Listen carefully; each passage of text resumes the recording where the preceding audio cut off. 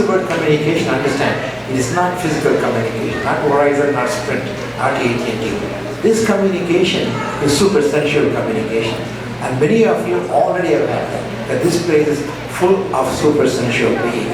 We call them Yakshini, Vidyadharas, Gandharvas. All of them are supersensual because they are not sense-based. So in a sense, you cannot see them. You can only feel them. Fortunately, many of you have felt them with the divine grace. And more of you will feel them, will see them, will feel them, and experience them. So it's an experience to the supersensual world. So when I say communication, I mean that communication, which happens in Turiya. If you meditate, go to that state where you have negated the three states of existence: asleep, dream, and being awake. You go beyond them in deep meditation.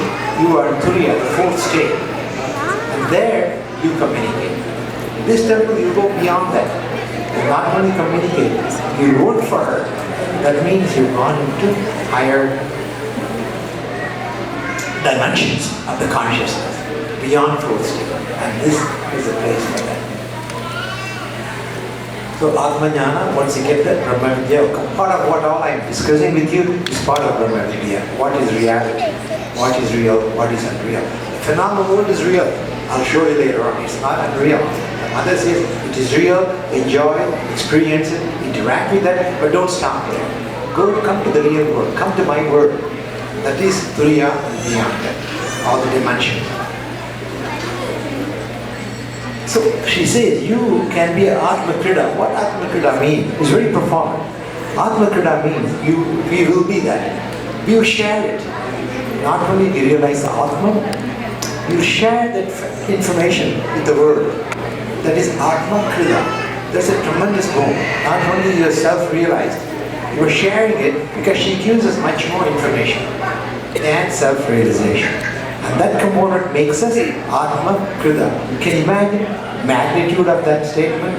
And she says, you will be. And each one of you can be and should be. Atma Krida. So self-realization, understanding, and sharing that with humanity.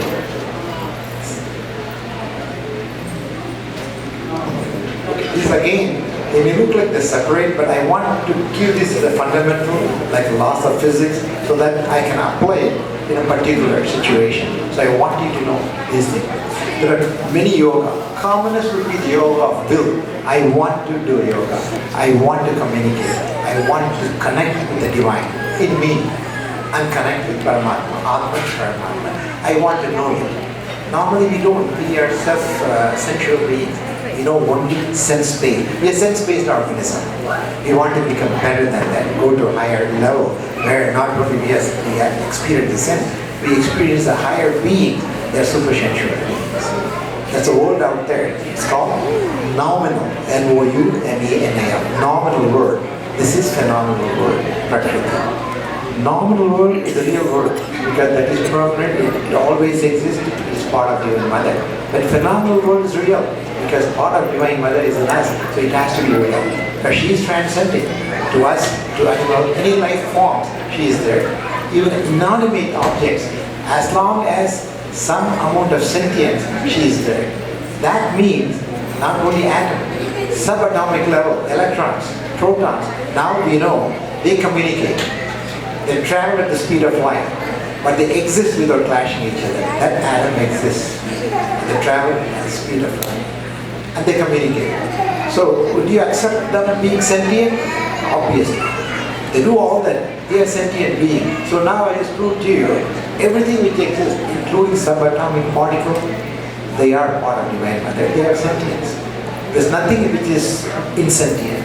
Anything exists, it comes from Divine Mother. She is transcending to us, to animals, to plants, to inanimate, to atoms, and subatomic level. So far what I said, anybody have any qualms with that? Because it's logic, it's science. That is so in the will yoga, which is common. I want to do it, I have a will, and my Agni, through my homas, my Agni's energy, the will is energized, intensified, I succeed in breaking the separation. That's a yoga of will. That is intense desire to understand myself So I travel. And then I also understand what keeps me away from quickly understanding my true self, two things. My desire and that leading to attachment. But the problem is, you always have desire. You do need it. Because you have a desire to be self-realized. You have a desire to go back to mother, to go back to the higher realm of existence, and ultimately reach mother. That is the desire. And that's an attachment. And we want to do that. So it will always exist, and we should have it. But we have to have viveka and vichara, discrimination. What desire I want, what attachment I want. That is for us. So they use the word viveka and vichara. Viveka is a discriminative knowledge. Vichara is inquiry. So all this we do spontaneously, without even realizing we do. We inquire, we make judgment, we make decisions. So viveka. So desire and attachment by itself is not bad, but we have to distinguish what is real and be attached. Have the desire for reality. That would be supersensuous world, which is permanent, not perishable, whereas the normal world is perishable. But we need it. We need the mind. Mind is a big impediment. In Navaratri-2017, he asked her, "Oh, Mahaprabhu, Shamundaya, which means cut my normal mind. Put intellectual mind, put a higher mind instead." Like Hayagriva, they put the head of the horse. Horse represents mind, intense mind, not ordinary mind, higher mind. And cow represents ultimate. This is representation. We use them as a symbolic representation. That's why I go at highest mind, as a teacher. So that is yoga of will. Then the second level, yoga of knowledge, that is, before you go into yoga, you have to have knowledge. What I'm looking for, that is knowledge. That comes from sun. That's why we pray to sun. We do Gayatri. Because sun is a representation of Divine Mother. In this world, what aspect of Divine Mother you see intensely, you depend on, would be the sun. Okay, it nurtures us, gives the ability to survive. And also we can see. So sun. That is, so knowledge, yoga of knowledge, and he gives you all the knowledge. So you go through learning, experience, and everything. So yoga of knowledge, and then yoga of will. Then there's a yoga of, there are many yogas, I'm just touching on these three. The yoga of love comes when Mother teaches you what is love. Love is not just human to human. That love she is not talking about. She's talking about the love of Krishna Bhagavan. Everything, any life form, any existence, you develop affection. If you do that, you develop affection to higher being. So start in the lower level. That is, praying may be a better term. In English, there is no equivalent to praying. So we use the word love. Praying maybe, which is an extreme love from Atman to Atman, not to the impediments. I'm looking at him, I'm looking at his Atman. So I'm deeply connected. When he becomes old, Alzheimer's doesn't matter. I'm connected with Atman. So I always know him. I'll always be very affectionate. So that kind of love, that is praying. That is a yoga. And you will see later on. That can be developed in many ways, because here Mother wants us to enjoy this existence as human. Enjoy it, fulfill her desire. Why does she create us? She wanted all the life forms to enjoy. Just enjoy it. Don't negate that. At least that's what she taught. Enjoy it to the fullest extent. Be a good instrument. So that enjoyment, she will enjoy. So once I develop the thought, that's what Krishna said. You do anything you want. In fact, Krishna even said, dharma, I will accept. Because you do it on my behalf. And I would not do a dharma. So you cannot do a dharma. A dharma. Even if you want to. You're not oriented. You're not programmed that way. So he said, even that, as long you do it for the sake of that, not to take it personally. Because personally then you got the lower level of attachment, the lower level of desire, all of them comes. So he says, have the higher affection, higher love, high desire, and enjoy the life to the fullest.